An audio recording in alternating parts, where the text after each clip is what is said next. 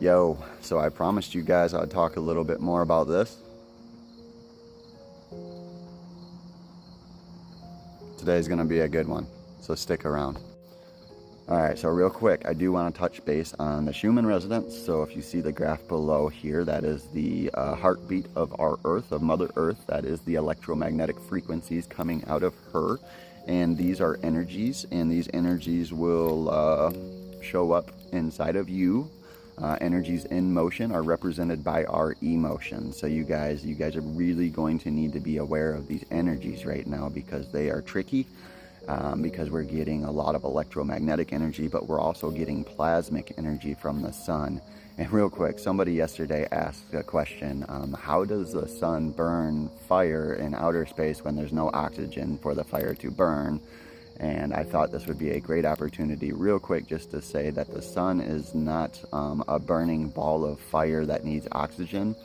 It's a nuclear fusion, and it creates energy based on like all sorts of stuff, hydrogen and all sorts of stuff. So I'm not going to talk about it, but it is it's more of a nuclear fusion deal than a burning ball of fire deal. So there's your answer.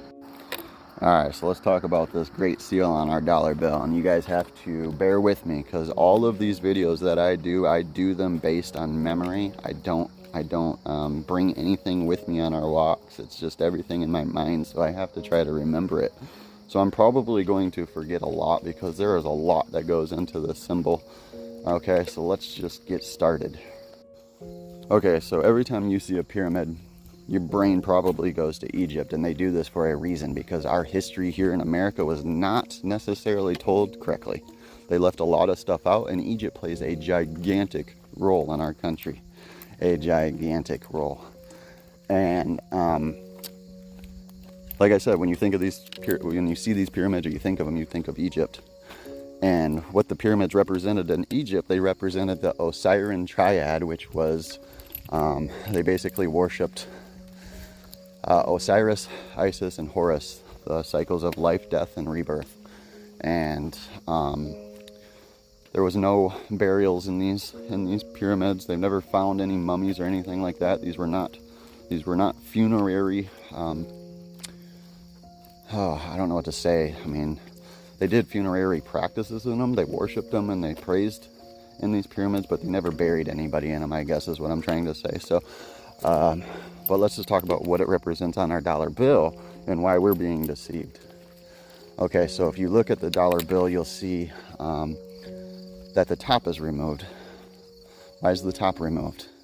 What does the triangle represent? Well, the triangle represents divine unity between the human and gods. Okay, and here's where the issue is, where that top is removed. This is where I have the issue, is because this triangle, they're trying to deceive you, and they're trying to worship two gods at once. You can't worship two gods at once, okay? So the bottom part, the base of the triangle, is supposed to represent the human and human flesh, okay? And then it has 13 columns on it. If you count those columns, those brick layers, you'll see that there's 13 layers, right? And they say that those 13 layers represents the original 13 colonies, but it also could represent the original 13 bloodlines. You following along? Okay, and that top has the all-seeing eye in it, right? It's illuminated. It has all those rays coming out of it, and that represents God, okay?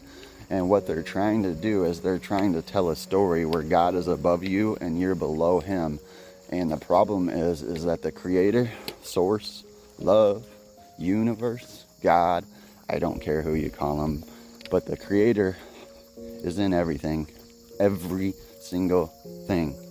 If it vibrates, which it does, the creator's in it. So they're teaching you that God is removed from you by using this symbolism. And the crazy thing is, if you go look at the real pyramids in Giza, the main pyramid that everyone talks about, the top's missing on that too. There was a spiritual war, there was a physical war, and there's a symbol, and I'm going to try to show you if I can remember, but there's a symbol that you can also make. Not only the compasses on the Great Seal on our back of our dollar bill, but you can also make the Star of David. And I want you to just ask yourself, how many wars has this star been in? Why is it in so many wars? So they're keeping this symbolism right in front of your face, and it's up to you to kind of understand and decode it. And it doesn't have to be bad. What they're doing is they're just trying to prevent this knowledge from getting out there, okay? You got to remember that the Creator, God, Source, I don't care what you call it, just give it thanks when you call it. But you have to remember that it's inside of everything, okay? It's not removed from you. And that all-seeing eye is literally representing your pineal gland. It's a real thing inside of your brain that secretes a specific oil. We call it all sorts of different things, okay? But back in the day, they called it the Christos. And that oil, what would happen is it would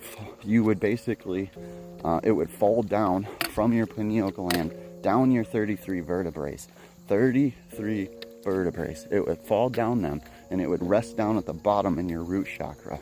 And that's where you would be stuck, and they would call that, oh gosh, I can't remember what they would call it. Dang it. Anyways, but the whole point is you need to rise this Christos oil back up from the dead. You need to bring it back up those 33 vertebrae. And in that lovely Freemason society, they talk about how you become a master mason when you reach the 33rd degree in their schooling. I don't know what you call it. I'm not a mason. Listen, this definitely aligns with our energetic chakra centers too, okay?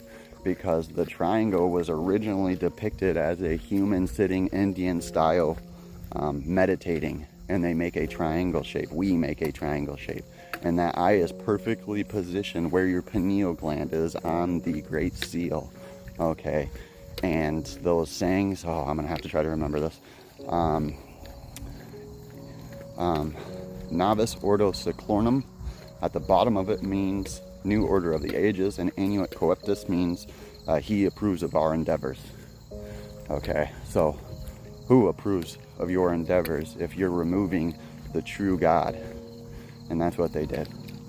They removed Creator from all of us. Well, they tried to. And that's how they got you guys all, not you guys, us, stuck. So you guys have a good day today. Think on that one a little bit. I'm not trying to cause any panic or any fear, because it's nothing to be scared of, but you need to be aware of. So you guys enjoy it. Peace.